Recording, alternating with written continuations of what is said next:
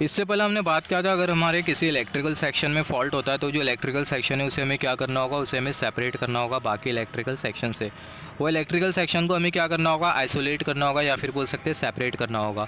अगर हम लोग वो इलेक्ट्रिकल सेक्शन को आइसोलेट ना करें, या फिर बोल सकते हैं अगर हम लोग सेपरेट ना करें, तो ऐसे केस में होगा क्या, वो इलेक्ट्रिकल सेक्शन का जो फॉल्ट होगा वो बाकी सब इलेक्ट्रिकल सेक्शन में फैल जाएगा, जिसके वजह से फॉल्ट की वजह से आपका जो इलेक्ट्रिकल सेक्शन है शट डाउन हो सकता है। अगर आपका इलेक्ट्रिकल सेक्शन अगर शट डाउन हो गया तो इलेक्ट्रिसिटी में हमें बहुत बड़ा इंटरप्शन देखने मिलेगा।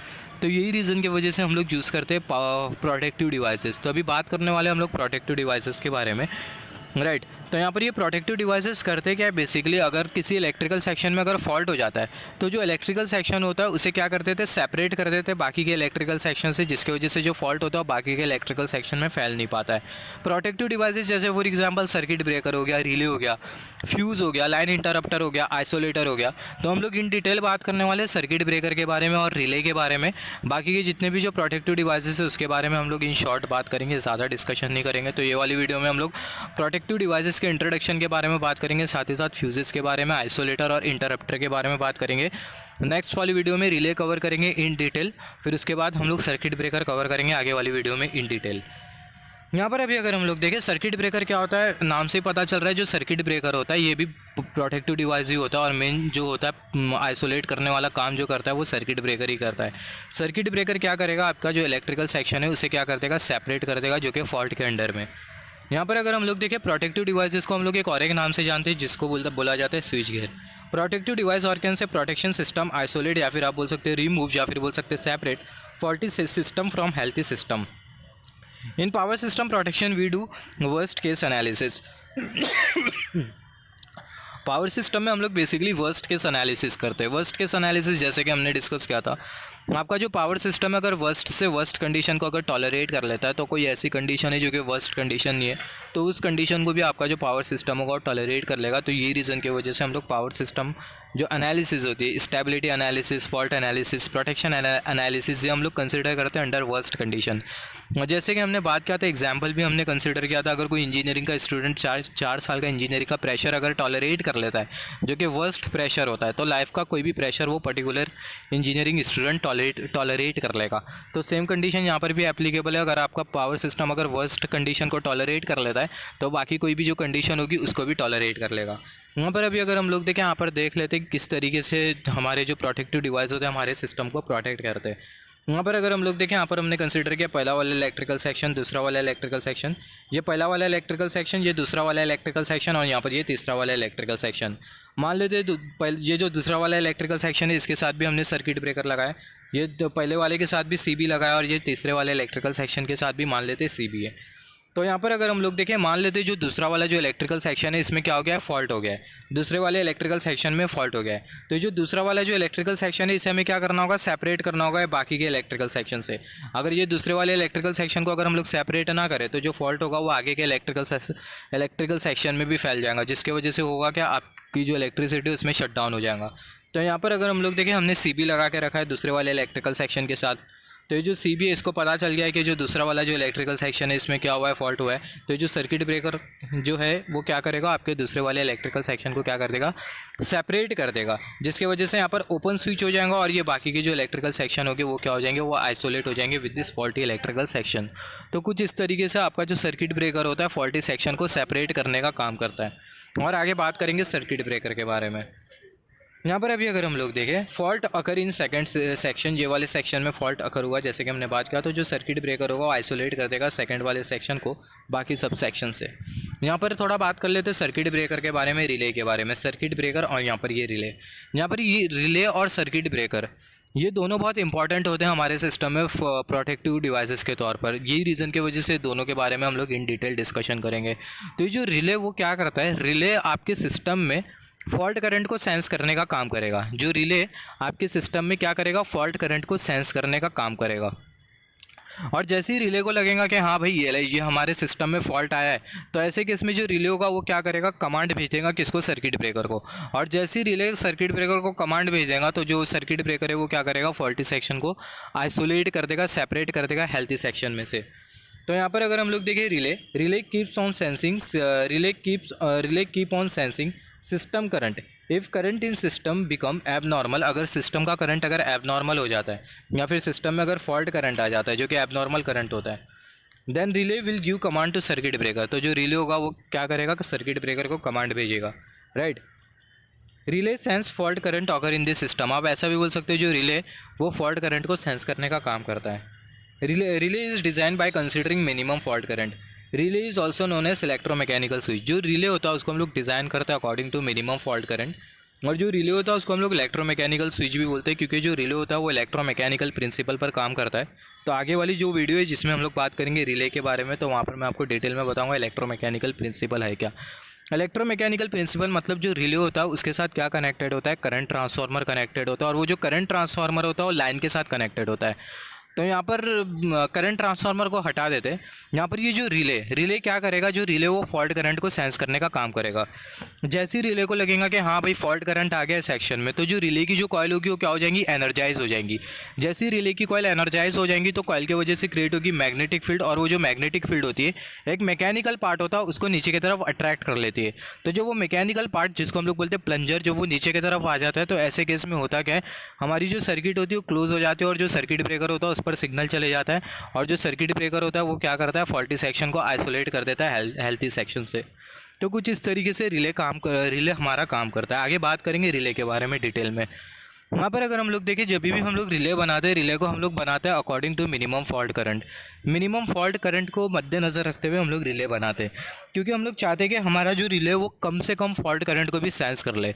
अगर नेग्लिजिबल अमाउंट में भी फॉल्ट करंट आ रहा है तो भी उसको सेंस कर ले हमारा रिले, राइट। तो यही रीज़न की वजह से जो रिले होता है उसको हम लोग मिनिमम फॉल्ट करंट के अकॉर्डिंग बनाते हैं। तो जो रिले वो क्या करेगा, हमारे इलेक्ट्रिकल सिस्टम में जो फॉल्ट करंट है उसे सेंस करने का काम करेगा। जैसे ही रिले को पता चल गया कि फॉल्ट करंट आया, तो जो रिले होगा वो सिग्नल भेजेगा सीबी को, सर्किट ब्रेकर को। सर्किट ब्रेकर सेपरेट कर देगा फॉल्टी वाले सेक्शन को। यहाँ पर अगर हम लोग देखें, अभी बात कर लेते हैं सर्किट ब्रेकर के बारे में। Circuit breaker will isolate faulty circuit due to command given by relay. जो सर्किट ब्रेकर होगा वो क्या करेगा, जो फॉल्टी सेक्शन होगा उसे आइसोलेट कर देगा ड्यू टू दी कमांड, जो कि किसने दिया था, रिले ने दिया था। यहाँ पर अगर हम लोग देखें, circuit breaker is design by considering maximum fault current. जो सर्किट ब्रेकर होता है उसको हम लोग डिज़ाइन करते हैं according to maximum fault current. Maximum fault current के अकॉर्डिंग हम लोग सर्किट ब्रेकर को क्यों डिज़ाइन करते हैं, क्योंकि अगर हम लोग देखें, जो रिले वो तो सिर्फ फॉल्ट करंट को सेंस करने का काम करेगा, राइट। जो रिले वो फॉल्ट करंट को देखेगा, मगर फॉल्ट करंट से मतलब उसका कुछ भी मतलब लेना देना नहीं है, सिर्फ वो फॉल्ट करंट को सेंस करेगा। जैसे ही रिले को पता चला भाई फॉल्ट करंट आया, तो सिग्नल किसको भेजेगा, सर्किट ब्रेकर को। मगर जो सर्किट ब्रेकर है वो क्या कर रहा है, फॉल्ट करंट से डील कर रहा है। तो जो फॉल्ट करंट है उससे कौन डील कर रहा है, सर्किट ब्रेकर डील कर रहा है। तो जो सर्किट ब्रेकर है, और ऑब्वियसली हमें पता है जो फॉल्ट करंट होता है उसका जो मैग्नीट्यूड होता है वो बहुत ज़्यादा होता है as compare to the normal current. तो जो सर्किट ब्रेकर है उसे फॉल्ट करंट टॉलरेट करना, उसे मैक्सिमम करंट टॉलरेट करना है। तो यही रीज़न की वजह से जो सर्किट ब्रेकर होता है उसको हम लोग डिज़ाइन करते हैं according to maximum fault current. तो यहाँ पर हमें पता होना चाहिए, जो सर्किट ब्रेकर होता है उसको हम लोग डिज़ाइन करते हैं according to maximum fault current.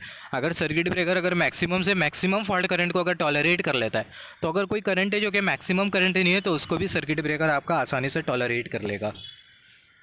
तो यहाँ पर अगर हम लोग देखें, यहाँ पर आपको पता होना चाहिए जो फॉल्ट होता है दो टाइप के फॉल्ट होते हैं।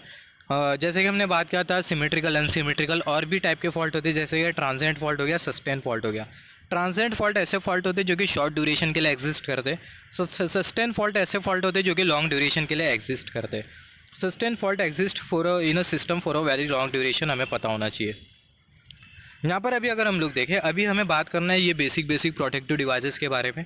सबसे पहले बात करेंगे फ्यूज़ के बारे में, लोड इंटरप्टर के बारे में, लाइन आइसोलेटर के बारे में, फिर लास्ट में हमें रिले और सर्किट ब्रेकर के बारे में बात करना है। तो सबसे पहले बात कर लेते हैं फ्यूज़ के बारे में।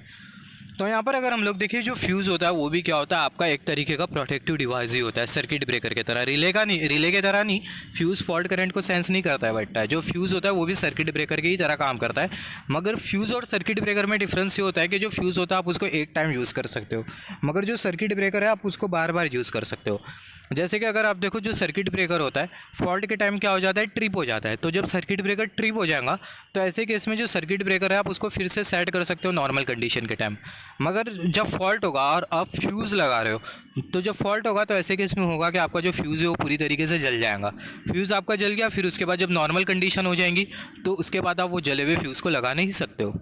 तो फ्यूज़ हम लोग एक ही बार यूज़ करते हैं, मगर जो सर्किट ब्रेकर है उसको हम लोग बार बार यूज़ कर सकते हैं। यहाँ पर अगर हम लोग देखें जो फ्यूज़ है वो हमें कुछ इस तरीके से मिलेगा। फ्यूज़ हमें कुछ इस तरीके से मिलेगा। यहाँ पर ये फ्यूज़ की हमें बॉडी मिलेंगी। अलग अलग टाइप के फ्यूज़ होते हैं, जैसे कि HRC फ्यूज़ हो गया, कार्ट्रिज फ्यूज़ हो गया। तो हम लोग यहाँ पर फ्यूज़ के ज़्यादा टाइप के बारे में बात नहीं करेंगे।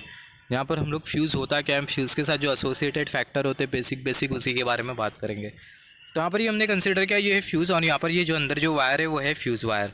और यहाँ पर ये जो ऊपर वाला जो वायर आपको जो दिखाई दे रहा है, ये दो जो टर्मिनल, ये वाला टर्मिनल और ये वाला टर्मिनल, दोनों के साथ क्या कनेक्टेड होते हैं, लाइव वायर कनेक्टेड होते हैं। लाइव वायर वो वायर होते हैं जिसके थ्रू करंट फ्लो हो रहा होता है।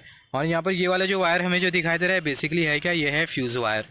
तो यहाँ पर अगर हम लोग देखें होता क्या है, जब high amount of current flow होता है, ऑब्वियसली हमें पता है फॉल्ट के time high amount of current flow होता है। तो नॉर्मल कंडीशन के टाइम होगा क्या है, जो फ्यूज़ वायर है इसमें नॉर्मली करंट फ्लो होगा, मगर फॉल्ट कंडीशन के time high amount of current flow होगा। तो जब high amount of current flow होगा ये फ्यूज़ वायर के थ्रू, तो होगा क्या, ये जो फ्यूज़ वायर है वो क्या हो जाएगा, ब्रेक हो जाएगा। और जैसे फ्यूज़ वायर ब्रेक हो जाएगा, क्यों ब्रेक हो जाएगा, क्योंकि हाई अमाउंट ऑफ करंट की वजह से हीट ईजादी होगी। हीट ईजादी होने की वजह से होगा क्या, जो फ्यूज़ वायर है वो जल जाएगा, ब्रेक हो जाएगा। और यही रीज़न की वजह से जो फॉल्ट के टाइम जो फ्यूज़ है वो बंद हो जाता है, जल जाता है। तो यहाँ पर फॉल्ट के टाइम होगा क्या, जो फ्यूज़ वायर है वो क्या हो जाएगा, ब्रेक हो जाएगा। जैसे ही फ्यूज़ वायर ब्रेक हो जाएगा तो सर्किट ओपन हो जाएंगी और फॉल्टी सेक्शन हेल्थी सेक्शन क्या हो जाएंगे, सेपरेट हो जाएंगे। यहाँ पर अगर हम लोग देखें, यहाँ पर ये जो फ्यूज़ वायर है, यहाँ पर अगर हम लोग देखें जो फ्यूज़ वायर है इसकी जो थर्मल लिमिट है, यहाँ पर अगर हम लोग देखें बात करते हैं, when high amount of current will flow from fuse wire, जब ये फ्यूज़ वायर के through high amount of current flow होगा तो जो फ्यूज़ वायर है वो क्या हो जाएगा, हीट हो जाएगा और ब्रेक हो जाएगा, जिसकी वजह से होगा कि आपकी जो सर्किट है वो आइसोलेट हो जाएंगी, या फिर बोल सकते हैं जो सर्किट है वो ओपन हो जाएंगी। यहाँ पर अगर हम लोग देखें heat generating in fuse wire should be greater than thermal limit of fuse. यहाँ पर अगर हम लोग देखें जो फ्यूज़ है उसकी एक थर्मल लिमिट होती है, राइट। फ्यूज़ की थर्मल लिमिट, हर एक चीज़ की हमें पता है थर्मल लिमिट होती है। थर्मल लिमिट का मतलब क्या, कोई भी चीज़ कितना मैक्सिमम टेम्परेचर टॉलरेट कर सकती है उसी को हम लोग बेसिकली बोलते हैं थर्मल लिमिट। तो यहाँ पर अगर हम लोग देखें, ये जो फ्यूज़ वायर की जो थर्मल लिमिट है वो ज़्यादा होना चाहिए in comparison with this fuse. तो यहाँ पर अगर हम लोग देखें heat generating in fuse wire should be greater than, यहाँ पर ये जो फ्यूज़ वायर में जो हीट जो जनरेट हो रही है उसकी जो थर्मल लिमिट है, फ्यूज़ वायर में हीट जो जनरेट हो रही है उसकी जो थर्मल लिमिट है वो ज़्यादा होना चाहिए फ्यूज़ के थर्मल लिमिट के कंपैरिजन में। हीट जनरेटिंग इन फ्यूज़ वायर, हीट जो जनरेट हो रही है फ्यूज़ वायर में वो ज़्यादा होना चाहिए फ्यूज़ की थर्मल लिमिट के कंपैरिजन में, तब जाके आपका जो फ्यूज़ होगा वो ऑपरेट कर पाएगा। यहाँ से आपका ऐसा क्वेश्चन आ सकता है, फ्यूज़ वायर की थर्मल लिमिट और फ्यूज़ की थर्मल लिमिट दोनों में से किसकी थर्मल लिमिट ज़्यादा होना चाहिए। तो फ्यूज़ वायर की थर्मल लिमिट ज़्यादा होना चाहिए, तब जाके आपका जो फ्यूज़ होगा वो ऑपरेट कर पाएगा। यहाँ पर अगर हम लोग देखें, fuse wire can be of aluminium, tin, copper etcetera. जो फ्यूज़ वायर है वो आपका कॉपर का बना हो सकता है, एल्यूमिनियम का बना हो सकता है, टिन का भी बना हो सकता है। यहाँ पर अगर हम लोग देखें फ्यूज़ का, अगर हम लोग एप्लीकेशन देखें, application of fuse, backup protection. Fuse can be use for only one time. जो फ्यूज़ है उसको हम लोग यूज़ कर सकते हैं एज अ बैकअप प्रोटेक्शन, और जो फ्यूज़ है उसको हम लोग एक ही टाइम यूज़ कर सकते हैं। जैसे कि हमने बात किया, अगर फ्यूज़ अगर एक बार जल जाता है तो बार फिर से हम लोग वो फ्यूज़ को नहीं लगा सकते। अभी यहाँ पर ये बैकअप प्रोटेक्शन का मतलब क्या होता है, हमारे सिस्टम में बेसिकली दो प्रोटेक्शन होती है। पहली जो प्रोटेक्शन होती है वो होती है प्राइमरी प्रोटेक्शन, और दूसरी जो प्रोटेक्शन होती है वो होती है बैकअप प्रोटेक्शन। अब ये प्राइमरी प्रोटेक्शन और बैकअप प्रोटेक्शन क्या है, जैसे फॉर एग्जांपल आपकी कॉलेज है, आपकी कॉलेज में मेन सप्लाई है जो कि है प्राइमरी सप्लाई, मगर अगर मेन सप्लाई अगर चले जाती है तो ऐसे केस में आपके पास है बैकअप सप्लाई जो कि होगा डीजल जनरेटर। तो जो डीजल जनरेटर है वो है क्या, वो है बैकअप सप्लाई, जो कि हम लोग ऑलरेडी बैकअप में लगा के रखते हैं। इन केस अगर स्कूल कॉलेज की अगर लाइट चले जाए या फिर अगर किसी हॉस्पिटल की लाइट अगर चले जाए तो ऐसे केस में वो बैकअप में जो जनरेटर है वो हमें पावर प्रोवाइड करेगा, सप्लाई प्रोवाइड करेगा। सिमिलरली ऐसा प्रोटेक्शन स्कीम में भी होता है प्राइमरी प्रोटेक्शन और सेकेंडरी प्रोटेक्शन।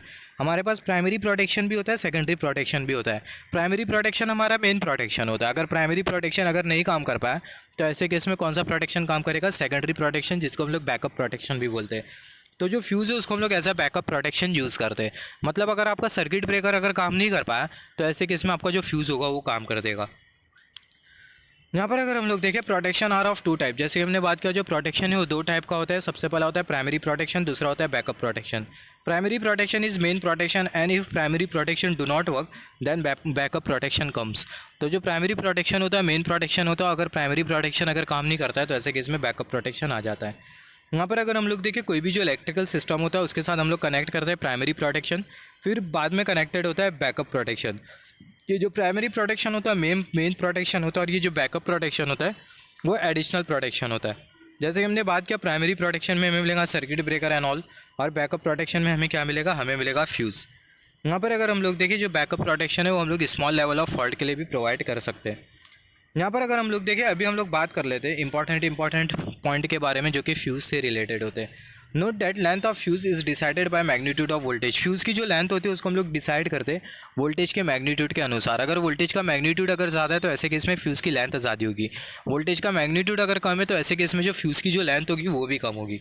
वोल्टेज का मैग्नीट्यूड अगर ज़्यादा है तो जो फ्यूज़ की जो लेंथ है वो ज़्यादा होगी। वोल्टेज का मैग्नीट्यूड अगर कम है तो ऐसे केस में जो फ्यूज़ की जो लेंथ होगी वो कम होगी। तो यहाँ पर अगर हम लोग देखिए, जो फ्यूज़ लेंथ होती है वो प्रोपोर्शनल होती है वोल्टेज के साथ। फ्यूज़ लेंथ प्रोपोर्शनल होती है वोल्टेज के साथ। वोल्टेज बढ़ा तो फ्यूज़ लेंथ बढ़ी, वोल्टेज अगर कम होगा तो फ्यूज़ की लेंथ कम होगी। वो जो फ्यूज़ लेंथ है वो किसके साथ प्रोपोर्शनल होता है? वोल्टेज के साथ प्रोपोर्शनल होता है। अभी बात कर लेते हैं मोस्ट इंपॉर्टेंट फ्यूजिंग फैक्टर के बारे में। फ्यूजिंग फैक्टर का मतलब क्या होता है? मिनिमम फ्यूजिंग करंट और फ्यूज़ का rated current. Minimum fusing current और फ्यूज़ का रेटेड करंट, इसका जो रेशियो होता है, फ्यूज़ का रेटेड करंट कितना होगा? रेटेड करंट मतलब वो करंट जिस पे जो फ्यूज़ है वो अपना नॉर्मली ऑपरेट करे। मिनिमम फ्यूजिंग करंट, अब ये मिनिमम फ्यूजिंग करंट क्या होता है? मिनिमम फ्यूजिंग करंट वो करंट होता है जिस पर आपका जो फ्यूज़ होगा वो ऑपरेट होगा। अगर करंट अगर मिनिमम फ्यूजिंग करंट के कंपैरिजन में कम है तो ऐसे केस में आपका जो फ्यूज़ है वो ऑपरेट नहीं होगा। आपका जो करंट है मिनिमम फ्यूजिंग करंट के कंपैरिजन में ज़्यादा होना चाहिए। यहाँ पर अगर हम लोग देखें, minimum fusing current is the current eight which fuse will get operate. Below fusing current, below minimum fusing current, below fusing current, fuse will not operate due to heat dissipation. Note that for fuse to get operate, heat dissipation should be more than heat generation should be more than heat dissipation. This can happen after minimum fusing current only. तो यहाँ से मैं जो भी बोल रहा हूँ आप उसको नोट डाउन कर लो, और चाहिए तो आप ये स्टेटमेंट को नोटिस भी कर लेना, इसको रीड कर लेना वीडियो को पॉज करके। तो यहाँ से हमने क्या समझा? मिनिमम फ्यूजिंग करंट से हमने क्या समझा? मिनिमम फ्यूजिंग करंट वो करंट होता है जिस करंट पर आपका जो फ्यूज़ होगा वो ऑपरेट होगा। जैसे फॉर एग्जांपल इंजीनियरिंग में मिनिमम एलिजिबिलिटी क्राइटेरिया होता है एडमिशन लेने का। अगर आपका वो मिनिमम एलिजिबिलिटी क्राइटेरिया अगर आप सेटिस्फाई नहीं करते तो ऑब्वियसली आपको इंजीनियरिंग में एडमिशन नहीं मिलेगा। सिमिलरली सेम कंडीशन यहाँ पर भी एप्लीकेबल है minimum fusing current. Minimum fusing current ऐसा करंट होता है जिस पर आपका जो फ्यूज़ होगा वो ऑपरेट होगा। करंट अगर मिनिमम फ्यूजिंग करंट से कम है, मार्क्स अगर आपका मिनिमम एलिजिबिलिटी क्राइटेरिया से कम है तो ऐसे केस में एडमिशन नहीं होगा आपका, राइट। सिमिलरली अगर आपका करंट मिनिमम फ्यूजिंग करंट के कंपैरिजन में कम है तो ऐसे केस में आपका जो फ्यूज़ होगा वो ऑपरेट नहीं होगा। अगर आपका करंट मिनिमम फ्यूजिंग करंट के कंपैरिजन में ज़्यादा है तभी जाके आपका जो फ्यूज़ होगा वो ऑपरेट होगा, राइट। और जब करंट मिनिमम फ्यूजिंग करंट के कंपैरिजन में ज़्यादा होता है तभी जाके जो हीट का जो जनरेशन होता है वो ज़्यादा होता है in comparison with the heat dissipation. Heat generation ज़्यादा होगा in comparison with the heat dissipation, तभी जाके आपका जो फ्यूज़ होगा वो ऑपरेट होगा। मैं जो बोल रहा हूँ इसको ध्यान से सुनना, हीट का जनरेशन अगर ज़्यादा होता है as compare to heat dissipation तभी जाके आपका जो फ्यूज़ होगा वो ऑपरेट होगा। और हीट का जनरेशन कभी ज़्यादा होगा in comparison with heat dissipation, जब आपका करंट मिनिमम फ्यूजिंग करंट के कंपैरिजन में ज़्यादा होगा। तो यहाँ पर अगर हम लोग देखें, हमने डिस्कस किया फ्यूजिंग फैक्टर क्या होता है, मिनिमम फ्यूजिंग करंट और फ्यूज़ का रेटेड करंट। रेटेड करंट वो करंट होता है जिस पे हमारा डिवाइस सेफली ऑपरेट हो सकता है, राइट। तो मिनिमम फ्यूजिंग करंट और फ्यूज़ का रेटेड करंट है, दोनों का जो रेशियो होता है उसको ही हम लोग बेसिकली बोलते हैं फ्यूजिंग फैक्टर। यहाँ पर अभी अगर हम लोग देखें, जो फ्यूजिंग फैक्टर होता है फ्यूज़ का वो 1 के कंपैरिजन में ज़्यादा होना चाहिए। Fusing factor of fuse should be more than 1। जो फ्यूजिंग फैक्टर है फ्यूज़ का वो 1 के कंपैरिजन में ज़्यादा होना चाहिए। यहाँ पर अभी अगर हम लोग देखें, यहाँ पर अगर हम लोग फ्यूज़ के ऑपरेशनल टाइम के बारे में, फ्यूज़ का एक ऑपरेटिंग टाइम होगा और करंट होगा, राइट। तो करंट और फ्यूज़ का ऑपरेटिंग टाइम दोनों के बीच का जो रिलेशन है उसके बारे में बात कर लेते हैं।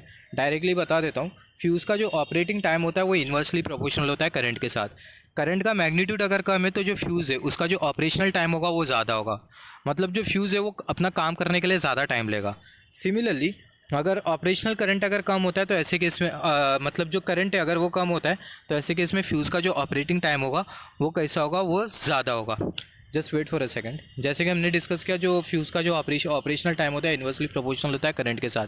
करंट अगर कम होगा तो ऑपरेशनल टाइम ज़्यादा होगा, करंट अगर ज़्यादा होगा तो ऐसे केस में जो ऑपरेशनल टाइम होगा वो कम होगा।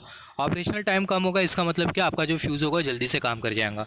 तो अगर आप कैरेक्टरिस्टिक देखो तो जो कैरेक्टरिस्टिक होगी वो आपको कुछ इस तरीके से मिलेंगी। वाई एक्सिस आपको इंडिकेट कर रही है, यहाँ पर ये वाई एक्सिस आपको इंडिकेट कर रही है टाइम, एक्स एक्सिस आपको इंडिकेट कर रही है करंट। यहाँ पर हमने कंसिडर किया minimum fusing current. Minimum fusing current से पहले आपका फ्यूज़ नहीं काम करेगा। यहाँ पर अगर हम लोग देखें, जो कैरेक्टरिस्टिक है वो है इन्वर्स कैरेक्टरिस्टिक। जैसे हम लोग एक्स एक्सिस के डायरेक्शन में प्रोसीड करते जाएंगे तो जो करंट है उसका जो मैग्नीट्यूड है वो इंक्रीज़ करते जाएगा। जैसे हम लोग वाई एक्सिस के डायरेक्शन में ऊपर प्रोसीड करते जाएंगे तो ऐसे केस में होगा कि टाइम का मैग्नीट्यूड इंक्रीज़ करते जाएगा। तो यहाँ पर अगर हम लोग देखें, बहुत हद तक क्लियर है, जैसी करंट इंक्रीज़ करते जा रहा है कैरेक्टरिस्टिक को अगर हम लोग देखें, इन्वर्स कैरेक्टरिस्टिक है, जैसी जैसी करंट इंक्रीज़ करते जा रहा है तो ऐसे केस में जो ऑपरेशनल टाइम है फ्यूज़ का, जो ऑपरेशनल टाइम है वो डिक्रीज़ करते जा रहा है। जैसे जैसे करंट इंक्रीज़ करते जा रहा है, फ्यूज़ का ऑपरेशनल टाइम डिक्रीज़ करते जा रहा है। वाई एक्सिस आपको इंडिकेट करिए फ्यूज़ का ऑपरेशनल टाइम, राइट। जैसे जैसे करंट इंक्रीज़ करते जा रहा है तो जो फ्यूज़ का जो ऑपरेशनल टाइम है वो डिक्रीज़ करते जा रहा है। जैसे जैसे हम लोग एक्स एक्सिस के डायरेक्शन में आगे जाते जा रहे हैं तो वाई एक्सिस के डायरेक्शन में नीचे आते जा रहे हैं, राइट। तो यहाँ से बहुत हद तक क्लियर है कि जो फ्यूज़ का जो ऑपरेशनल टाइम होता है वो इन्वर्सली प्रोपोर्शनल होता है करंट के साथ। करंट का अगर मैग्नीट्यूड अगर ज़्यादा है तो फ्यूज़ का ऑपरेशनल टाइम कम होगा, एंड वाइस वर्सा। यहाँ पर अगर हम लोग देखें, note that if current is less than fuse, if current is less than, just wait for एक second, if current is less than fuse will take more time to operate. अगर current का magnitude अगर कम होता है तो fuse ज़्यादा time लेगा ऑपरेट करने के लिए, और करंट अगर ज़्यादा होता है तो जो फ्यूज़ होगा वो कम टाइम लेगा ऑपरेट करने के लिए। और यही रीज़न की वजह से हम यहाँ पर हमने कंसिडर किया इन्वर्स कैरेक्टरिस्टिक। तो यहाँ पर हमने बात किया फ्यूज़ के बारे में। सिमिलरली अभी बात कर लेते हैं लाइन आइसोलेटर के बारे में, फिर उसके बाद वीडियो को यहीं एंड अप करेंगे। फिर नेक्स्ट वीडियो में बात करेंगे रिले के बारे में, फिर उसकी नेक्स्ट वीडियो में हम लोग बात करेंगे सर्किट ब्रेकर के बारे में। यहाँ पर अगर हम लोग देखें लाइन आइसोलेटर होता क्या है, यहाँ पर अभी अगर हम लोग देखें जब भी तो हम लोग इलेक्ट्रिकल सेक्शन को सेपरेट कर रहे होते हैं, सारे इलेक्ट्रिकल सेक्शन कैसे कनेक्टेड होते हैं, ऑब्वियसली वायर से कनेक्टेड होते हैं, राइट। जब हम लोग इलेक्ट्रिकल सेक्शन को सेपरेट कर रहे हैं तो इसका मतलब क्या, हम लोग किसी दो वायर को सेपरेट कर रहे हैं, किसी दो कंडक्टर को, किसी दो करंट कैरिंग कंडक्टर को हम लोग सेपरेट कर रहे हैं, राइट। यहाँ पर हमें पता होना चाहिए जितने भी जो इलेक्ट्रिकल सेक्शन होते हैं वो कनेक्टेड होते हैं, किसके साथ, किससे कनेक्टेड होते हैं, वाया वायर कनेक्टेड होते हैं, कंडक्टर के थ्रू सारे इलेक्ट्रिकल सेक्शन कनेक्टेड होते हैं, जिसके वजह से सारे इलेक्ट्रिकल सेक्शन में करंट का फ्लो होता है, राइट। तो यहाँ पर जब हम लोग किसी इलेक्ट्रिकल सेक्शन को आइसोलेट कर रहे होते हैं, सेपरेट कर रहे होते हैं, तो हम लोग क्या कर रहे होते हैं, हम लोग कंडक्टर को सेपरेट कर रहे होते हैं, राइट। जब हम लोग किसी इलेक्ट्रिकल सेक्शन को, किसी फॉल्टी इलेक्ट्रिकल सेक्शन को सेपरेट करेंगे तो इसका मतलब हम लोग क्या कर रहे हैं, हम लोग जो कंडक्टर है उसको हम लोग सेपरेट कर रहे हैं, राइट। तो जब हम लोग कंडक्टर को सेपरेट कर रहे होते हैं, यहाँ पर अगर हम लोग देखें, जब हम लोग कंडक्टर को कुछ इस तरीके से सेपरेट कर रहे होते हैं तो ऐसे केस में होता क्या है, जब हम लोग कंडक्टर को सेपरेट कर रहे होते हैं तो ऐसे केस में बीच वाले गैप में होता क्या है, जो एयर होती है वो आयोनाइज हो जाती है। सेपरेशन के टाइम बीच की जो एयर होती है वो आयोनाइज हो जाती है। आयोनाइजेशन की वजह से होता क्या है, बीच वाली गैप में चार्ज का फ्लो होता है, जिसको हम लोग बेसिकली बोलते हैं इलेक्ट्रिकल आर्क, जिसके बारे में हम लोग इन डिटेल बात करेंगे आगे के कॉन्सेप्ट में, इलेक्ट्रिकल आर्क वीडियो में बात करेंगे। तो यहाँ पर अगर हम लोग देखें, यहाँ पर ये जो इलेक्ट्रिकल आर्क है इसे हमें क्या करना होता है, इसे हमें मिनिमाइज़ करना होता है। ये इलेक्ट्रिकल आर्क बेसिकली जनरेट नहीं होना चाहिए। ये इलेक्ट्रिकल आर्क आँख की तरह होती है, जैसे कि हमें पता है जो आग होती है वो फैलते जाती है, फायर फैलते जाती है, राइट। सिमिलरली यहाँ पर जो इलेक्ट्रिकल आर्क है ये भी फैलते जाती है। ये इलेक्ट्रिकल आर्क हमें नहीं चाहिए होती है। तो यहाँ पर ये जो इलेक्ट्रिकल आर्क है इसे प्रिवेंट करने के लिए हम लोग क्या करते हैं, हम लोग बेसिकली यूज़ करते हैं लाइन आइसोलेटर। तो ये जो आइसोलेटर है वो क्या करता है, लाइन आइसोलेटर दो इलेक्ट्रिकल कॉन्टैक्ट के बीच का जो गैप होता है, दो इलेक्ट्रिकल कंडक्टर के बीच का जो गैप होता है उसको क्या कर देता है, इंक्रीज़ कर देता है। यहाँ पर अगर हम लोग देखें, during isolation of circuit gap between circuit should be high to prevent arc. आइसोलेशन के टाइम जो सर्किट के बीच का जो गैप है वो ज़्यादा होना चाहिए, तब जाके जो आर्क होगी उसको हम लोग क्या कर पाएंगे, प्रिवेंट कर पाएंगे। तो जो लाइन आइसोलेटर होता है वो ज़्यादा डिस्टेंस प्रोवाइड करता है दो कंडक्टर के बीच में, या फिर हम लोग बोल सकते हैं दो सर्किट के बीच में। Note that isolator do not clear fault if it only increases distance between faulty section and healthy section. जैसे कि नाम से पता चल रहा है जो आइसोलेटर है अगेन वो आपका फॉल्ट क्लियर करने का काम नहीं करेगा, ये सिर्फ डिस्टेंस को इंक्रीज़ करता है फॉल्टी सेक्शन और हेल्थी सेक्शन के बीच का। फॉल्टी सेक्शन और जो हेल्थी सेक्शन के बीच का जो डिस्टेंस होता है उसको इंक्रीज़ करने का काम करता है आपका लाइन आइसोलेटर। आपको जो आइसोलेटर है वो आपको कुछ इस तरीके से मिलेगा। आइसोलेटर ये vertical break type of isolator हमने कंसिडर किया। आप आइसोलेटर अगर सर्च करो तो आपको कुछ इस तरीके से मिलेगा आइसोलेटर। यहाँ पर अगर हम लोग देखें, जो आइसोलेटर होता है उसको हम लोग नो लोड कंडीशन पर ऑपरेट करते हैं। नो लोड कंडीशन पर ऑपरेट करते हैं इसका मतलब क्या है, हम लोग सबसे पहला जो सिस्टम होता है हमारा पर्टिकुलर जो इलेक्ट्रिकल सिस्टम होता है उसको हम लोग कर देते हैं डी एनर्जाइज। फिर उसके बाद हम लोग आइसोलेटर को क्या करते हैं, हम लोग आइसोलेटर को ऑपरेट करते हैं। आइसोलेटर को ऑपरेट करने के बाद होता क्या है, हम लोग जो फॉल्ट होता है उसको हम लोग क्लियर करते हैं। मतलब जो आइसोलेटर होता है उसको हम लोग नो लोड पर यूज़ करते हैं, ऑन लोड पर यूज़ नहीं करते। सर्किट ब्रेकर ऑन लोड पर काम करता है, हमारा जो रिले है वो भी ऑन लोड पर काम करता है, हमारा जो क्या बोलते हैं करंट ट्रांसफार्मर वो भी ऑन लोड पर काम करता है। सिमिलरली जो फ्यूज़ है वो भी ऑन लोड पर काम करता है, मगर जो आइसोलेटर है वो ऑन लोड पर काम नहीं करता। जो आइसोलेटर है दो इलेक्ट्रिकल कॉन्टैक्ट के सेपरेट को इंक्रीज़ करने का काम करता है। ऑब्वियसली यहाँ पर ऑन लोड से हमें कुछ मतलब नहीं है इतना, जो आइसोलेटर होता है नो लोड पर ही काम करता है। अगर आप ऑन लोड पर ऑपरेट करो तो आपका जो आइसोलेटर है वो जल जाएगा। यहाँ पर अगर हम लोग देखें, line isolator operate under no load condition, so we can say isolator operates at zero current. जो आइसोलेटर होता है वो जीरो करंट पर ऑपरेट होता है, जिसके वजह से इसकी जो ब्रेकिंग कैपेसिटी होती है आइसोलेटर की वो क्या होती है, वो जीरो होती है। आइसोलेटर की जो ब्रेकिंग कैपेसिटी होती है वो जीरो होती है। राइट तो यहाँ से हमने आइसोलेटर से क्या समझा, जो आइसोलेटर होगा वो बेसिकली दो इलेक्ट्रिकल सेक्शन के बीच का जो गैप होगा उसको इंक्रीज़ करने का काम करेगा। जो इलेक्ट्रिकल सेक्शन के बीच का जो गैप होगा, इलेक्ट्रिकल कंडक्टर के बीच का जो गैप होगा, दो इलेक्ट्रिकल सेक्शन के बीच का जो इलेक्ट्रिकल कंडक्टर होगा उनके बीच का जो गैप होगा उसको सेपरेट करने का काम करेगा line isolator. No load condition पर ऑपरेट करता है, जिसकी वजह से इसकी जो ब्रेकिंग कैपेसिटी होती है वो कैसी होती है, वो 0 होती है।